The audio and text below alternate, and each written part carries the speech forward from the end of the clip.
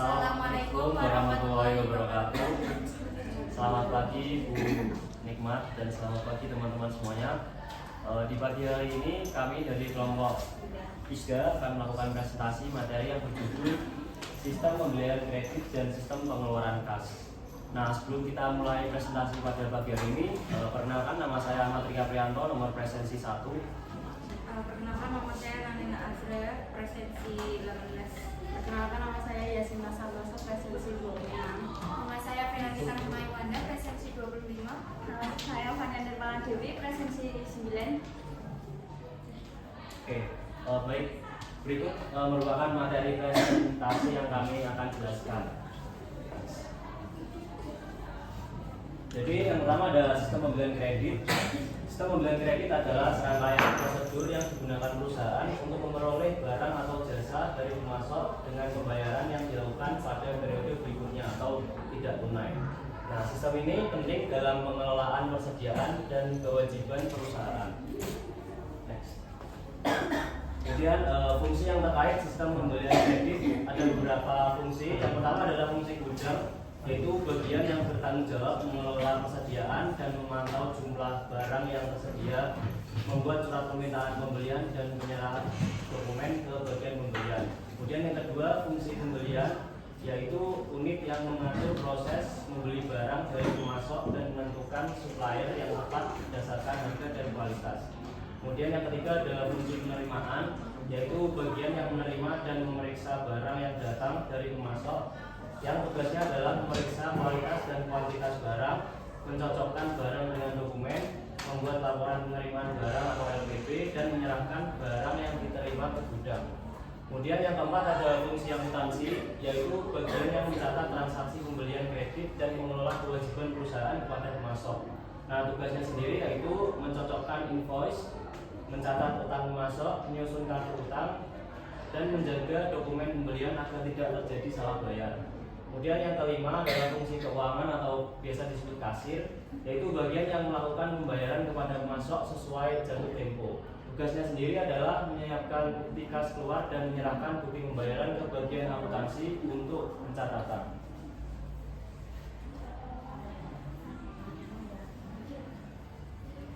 Lalu selanjutnya fungsi yang terkait sistem pembelian kredit. 6. Fungsi administrasi pembelian, bagian yang mengelola administrasi dokumen pembelian dan memastikan dokumen lengkap sebelum ke tahap berikutnya. Tugasnya adalah mengatur PO, penawaran harga dan kontrak, dan menjadi penghubung antara pembelian dan akuntansi. Lalu nomor 7, manajemen atau supervisor, pihak yang memberikan persetujuan atas pembelian agar tidak menjadi pembelian. Tugasnya yaitu menyetujui purchase requisition, purchase order, dan menentukan batas pembelian atau limit berdasarkan anggaran. Yang ke-8, fungsi pemeriksaan internal atau internal control, yaitu unit yang memastikan seluruh proses pembelian berlangsung sesuai prosedur. Tugasnya yaitu mengawasi pemisahan tugas antara fungsi dan memeriksa ratakan dokumen pembelian. 9. Fungsi perencanaan anggaran atau budgeting, bagian yang mengatur anggaran pembelian agar tidak melebihi batas perusahaan. Tugasnya yaitu menentukan anggaran pembelian tahun atau bulanan, menyetujui pembelian yang dinilai besar, memastikan pembelian sesuai prioritas dan kebutuhan. Selanjutnya ada dokumen yang terkait. Ada 5 dokumen yang terkait dalam sistem pembelian kredit. Beberapa dokumen utama yang digunakan untuk mencatat, mengotorisasi, dan mengelola transaksi adalah yang pertama ada surat permintaan pembelian, yaitu dibuat oleh bagian gudang atau bagian pemakai yang membutuhkan barang untuk meminta bagian pembelian melakukan pembelian barang. Lalu yang kedua ada surat order pembelian atau PO yang dibuat oleh bagian pembelian berdasarkan SPP yang telah disetujui. Dokumen resmi yang dikirimkan kepada pemasok atau supplier untuk memesan barang. Lalu yang ketiga adalah laporan penerimaan barang, yaitu dibuat oleh bagian penerimaan setelah menerima dan memeriksa barang yang dikirim oleh pemasok. Dokumen ini mengkonfirmasi jenis, kualitas, dan kondisi barang yang diterima, seringkali dilampiri sepanjang dari pemasok. Lalu yang keempat adalah faktur pembelian, yaitu dokumen yang diterima dari pemasok sebagai tagih atas barang yang telah dikirim. Dokumen inilah yang menjadi dasar pencatatan utang usaha. Lalu yang terakhir ada bukti kas keluar, yaitu dibuat oleh bagian akuntansi atau bagian keuangan sebagai perintah pengeluaran kas untuk untuk membayar faktur pembelian. Dokumen ini berfungsi sebagai bukti pembayaran.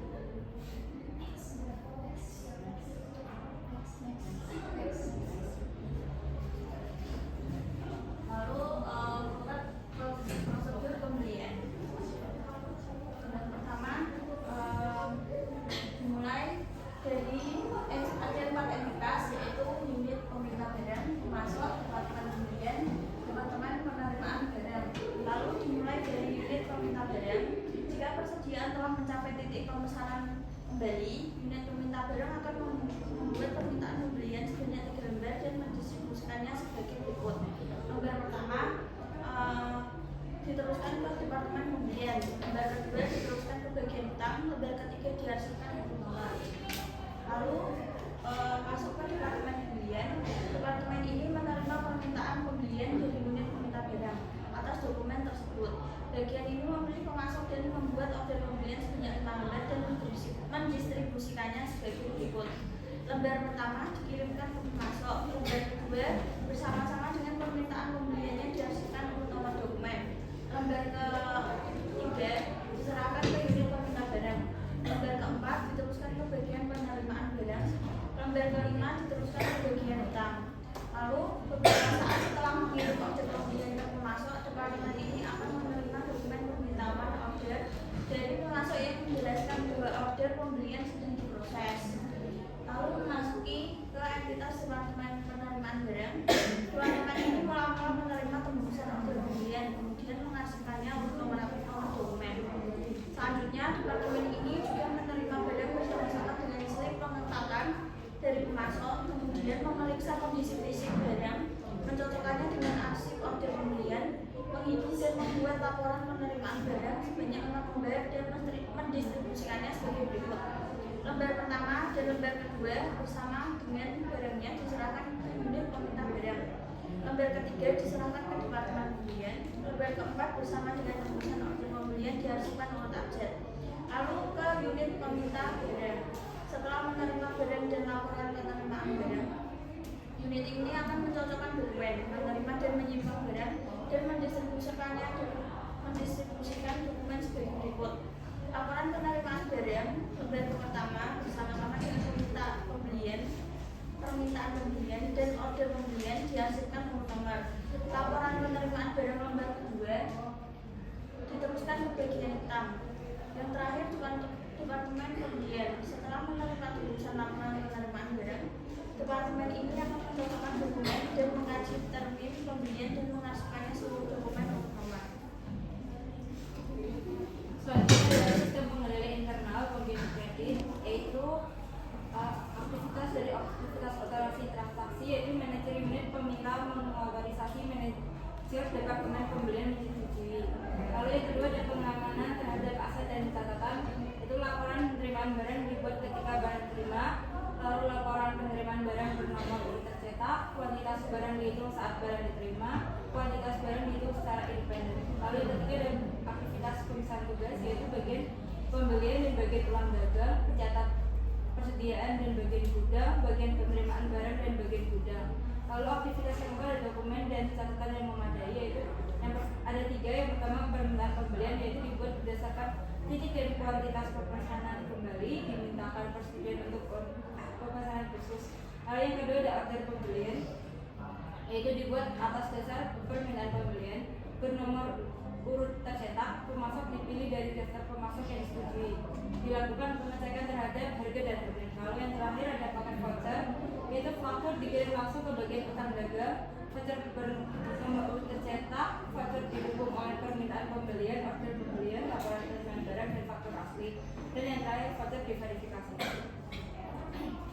Untuk sistem pengendalian internal selanjutnya yaitu pembelian jasa.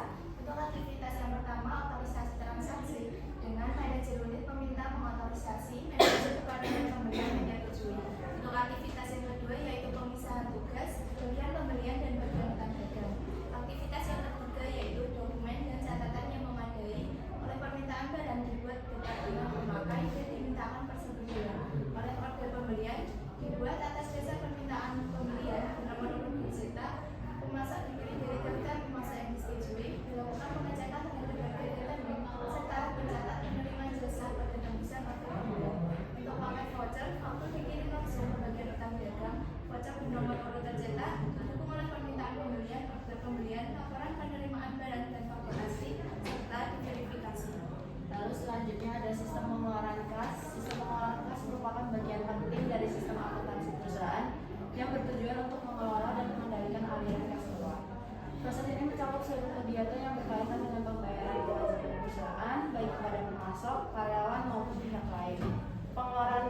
biasanya dilakukan melalui prosedur yang terstruktur agar dana perusahaan digunakan secara efektif, tercatat dengan benar, dan terhindar dari penyalahgunaan. Oke, nah selanjutnya kita masuk ke fungsi yang terkait dalam sistem pengeluaran kas. Yang pertama ada fungsi peminta atau bagian yang mengajukan, yaitu bagian yang memerlukan dana mengajukan permintaan pembayaran sesuai dengan kebutuhan seperti pembelian barang atau biaya operasional. Kemudian yang kedua ada fungsi gudang atau biasa disebut bagian penerimaan barang, yaitu tugasnya memastikan barang atau jasa yang dipesan sudah diterima sebelum pembayaran dilakukan. Kemudian yang ketiga ada fungsi akuntansi atau keuangan, tugasnya yaitu mengelola pencatatan transaksi utang dan pengeluaran kas serta menyiapkan bukti kas keluar beserta dokumen pendukung. Kemudian yang keempat ada fungsi utang atau account payable, tugasnya yaitu memeriksa dan mencocokkan dokumen seperti purchase order, laporan penerimaan barang, dan invoice untuk memastikan kebenaran pembayaran.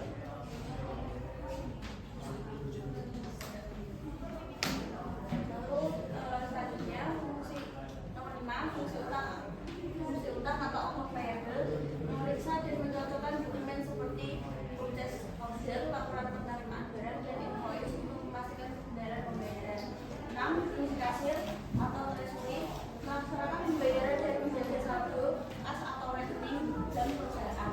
7. Fungsi audit internal atau pengawas, mengawasi dan memberikan persetujuan untuk menjamin pembayaran dilakukan sesuai prosedur dan tidak terjadi kecurangan. Penting, fungsi persetujuan pencatatan dari pelaksanaan pembayaran harus dilakukan oleh pihak yang berbeda agar pengendalian internal berjalan dengan baik. Bukti pencatatan transaksi pembayaran oleh berbagai bagian asuransi. Lalu ada dokumen yang terkait dalam sistem pengeluaran kas, yaitu yang pertama ada surat permintaan pembayaran atau SPP, yaitu dokumen permintaan dari bagian yang memerlukan dana. Yang kedua ada berkas order atau BO atau surat pesanan, yaitu bukti pemesanan barang atau jasa kepada pemasok. Ketiga ada laporan penerimaan barang, yaitu bukti bahwa barang atau jasa telah diterima sesuai pesanan. Lalu yang keempat ada faktur atau invoice, yaitu tagihan yang diberikan pemasok kepada perusahaan. Lalu yang kelima ada bukti kas keluar atau voucher pengeluaran kas, yaitu dokumen otorisasi pembayaran yang disetujui pimpinan. Lalu yang keenam ada cek atau bukti transfer bank, yaitu bukti bahwa pembayaran telah dilaksanakan. Lalu yang ketujuh ada tanda terima pembayaran atau akuntansi, yaitu bukti bahwa pihak penerima sudah menerima pembayaran. Lalu yang kedelapan ada jurnal pengeluaran kas atau bukti pendataan transaksi pembayaran oleh bagian asuransi. Untuk selanjutnya terdapat prosedur pengeluaran kas yang terdiri dari 4 entitas, yaitu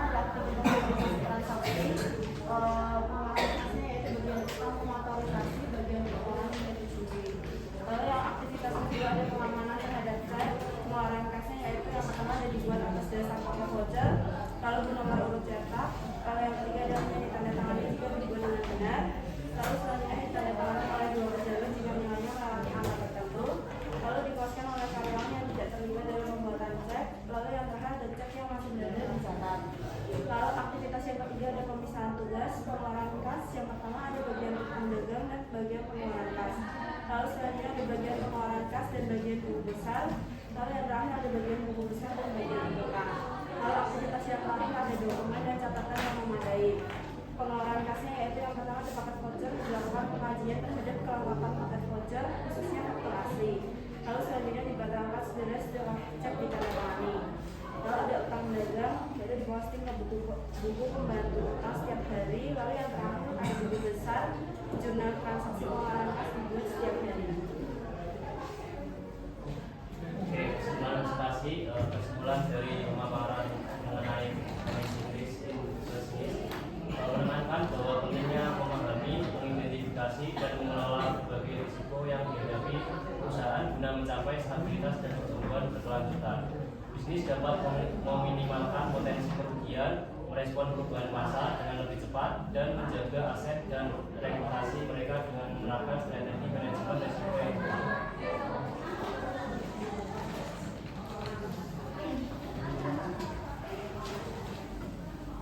Baik, demikian presentasi dari kelompok kami. Mohon maaf apabila masih ada kekurangan. Terima kasih atas perhatiannya. Wassalamualaikum warahmatullahi wabarakatuh.